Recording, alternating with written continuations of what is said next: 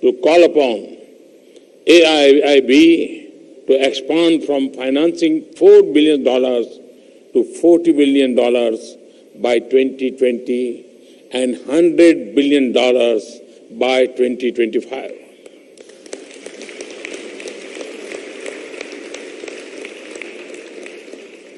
This will require simpler processing and faster approval.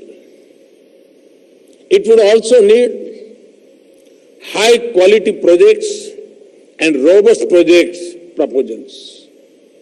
I believe that India and AIIB are both strongly committed to making economic growth more inclusive and sustainable.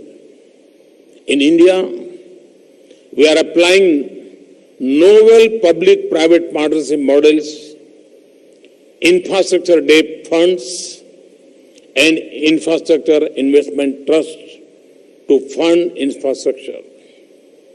India is trying to develop brownfield assets as a separate asset class for infrastructure investment. Such assets, having passed the stages of land acquisition and environment and forest clearances, are relatively de-risked. Hence, for such assets, institutional investment from pension, insurance, and sovereign wealth funds are likely to be more forthcoming. Another initiative is the National Investment and Infrastructure Fund. This aims to channel investment from both domestic and international sources into infrastructure. This fund has received a boost with AIIB committing $200 million for investment. Ladies and gentlemen, India is one of the most investor-friendly economies in the world. Investors look for growth and macroeconomic stability. They want political stability and a supportive regulatory framework to ensure protection of their investment. From the point of larger scale of operations and higher value addition, an investor is also attacked by a large domestic market size available for skilled labor and good physical infrastructure. On each of these parameters, India is well placed and has performed very well. Let me share you with some of our experiences and achievements. India has emerged as a bright spot in the global economy, which is driving global growth as well. With a size of $2.8 trillion, it is the seventh largest in the world. It is the third largest in terms of purchasing power parity. In the fourth quarter of 2017, we grew at 7.7%. In 2018, we are projected to grow at a 7.4%. Our macroeconomic fundamentals are strong with stable prices as robust external sector and a fiscal situation firmly in control. Despite rising oil prices, inflation is within the mandated range. The government is firmly committed to the path of fiscal consolidation. Government debt as percentage of GDP is consistently declining. India has achieved a rating upgrade after a long wait. The external sector remains robust. Our foreign exchange reserves are more than $400 billion, provide us enough cushion. Global confidence in India's economy is rising. Total FDI flows have increased steadily. More than $222 billion have been received in the last 4 years. As per UNCTAD's World Investment Report, India continues to be one of the top FDI destinations in the world. Ladies and gentlemen, from the point of a foreign investor, India counts an extremely low-risk political economy. The government has taken a number of steps to boost investment. We have simplified rules and regulations for businesses and undertaken bold reforms. We have provided investors an environment which is efficient, transparent, reliable, and predictable. We have liberalized the FDI regime. Today, most sectors are on automatic approval route. The goods and services tax is one of the most significant systematic reforms that our country has undergone. It works on the one nation, one tax principle. It reduces tax cascading, increased transparency, and aids to logistics efficiency. All of this makes it easier for the investor to do business in India. These and other changes have been noticed by the global fraternity. India has jumped 42 places in 3 years to enter the top 100 in the World Bank's Ease of Doing Business Report 2018. The size and growth of the Indian market hold much potential. India's per capita income has doubled in the last 10 years. We have over 300 million middle-class consumers. This number is expected to double in the next 10 years. The size and scale of requirement in India gives the added advantage of economies of scale for investors. For example, the housing program in India targets 10 million houses in urban areas. This would be more than the total requirement of a lot of countries taken together. Therefore, the use of new technology in house construction would have added advantage if tried in India. Another example of scale would be the renewable energy program in India.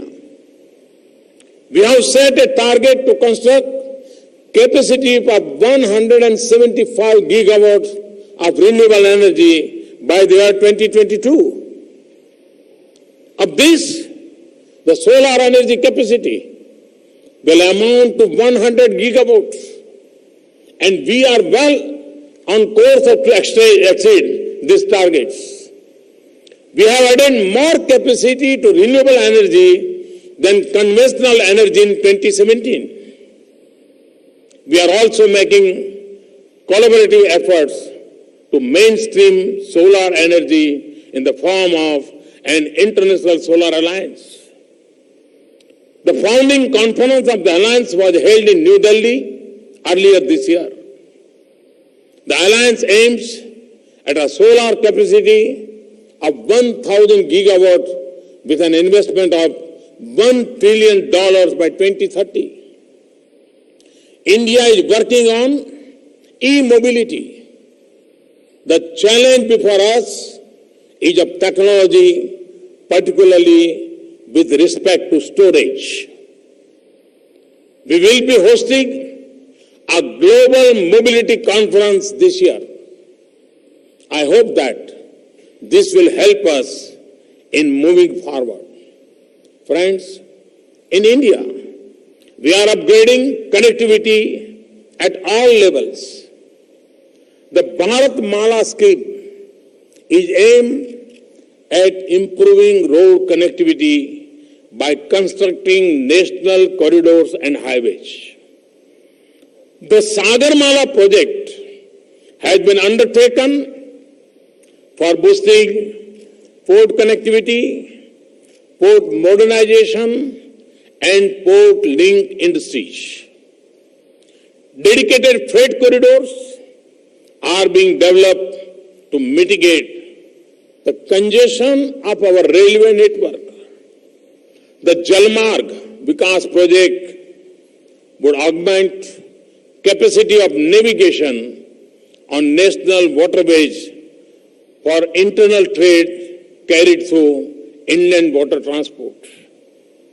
Our Udan scheme works towards regional airport development and improved air connectivity. An area which I believe needs even more attention is the possibility of utilizing India's large coastline for transportation and freight movement. While we talk about the conventional concept of infrastructure, I must mention some of the modern day infrastructure on which India has worked. BharatNet is targeted at providing last mile internet connectivity in the country. India has over 460 million internet users and 1.2 billion mobile phones in use. We are promoting the use of digital payments. Our United Payments Interface System, or UPI, along with BHIM app and RuPay card, has shown the true potential of digital economy in India. Through the Umang app, more than 100 public services have been made available to the citizens through their mobile phone. Our Digital India mission aims to bridge the rural-urban digital divide. Agriculture is the lifeline of the Indian economy. We are promoting investments in warehouses and cold chains, food processing, crop insurance, and allied activities. We are promoting micro irrigation to ensure optimal use of water with increased productivity. I would like AIIB to look into potential investment opportunities in this field and associate with us. We aim to provide every poor and homeless household a house with toilet, water and electricity by the year 2022. We are also looking at various strategies for effective waste management. We have also recently launched Ayushman Bharat, our National Health Protection Mission. This will provide a benefit cover of our $7,000 annually to more than 100 million poor and vulnerable families. The resulting expansion of healthcare facilities will lead to the creation of a large number of jobs. This will also promote the production of high-quality medicines, consumables, and other medical technology equipments. Jobs will also be created for ancillary activities, including call centers, research and evaluation, and IEC activities. The entire healthcare industry will receive a boost. Moreover, with the government assuming health care benefits, the saving of a family can now be better used for other consumption and investment. This increased disposable income in the hands of a poor family would lead to increased demand in the economy. I see great potential in this for investors. Friends, the Indian story of economic resurgence closely mirrors that of many other parts of Asia. Now, the continent finds itself at the center of the global economic activity. It has become the main growth engine of the world. In fact, we are now living through what many have termed the Asian century. A new India is rising. It is an India that stands on the pillars of economic opportunity for all, knowledge economy, holistic development, and futuristic, resilient, and digital infrastructure. We look forward to our continued engagement with our development partners, including AIIB. In conclusion, I hope that the interactions in this forum will be fruitful and enriching for all. Thank you. Thank you very much.